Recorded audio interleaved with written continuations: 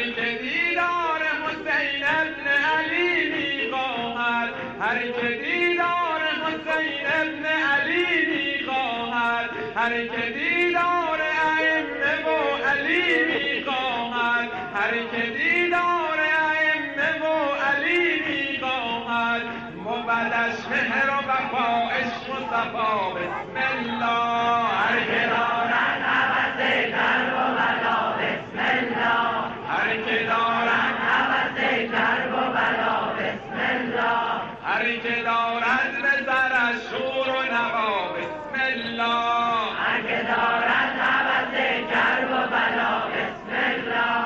کریبلا کریبلا منزل عشاق خدا می باشد، کریبلا کریبلا منزل عشاق خدا می باشد.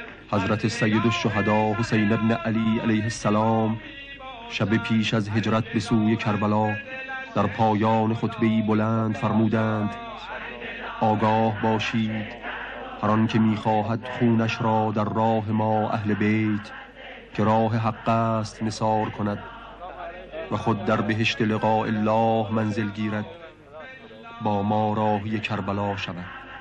من فردا صبح ان شاء الله به راه می‌افتم.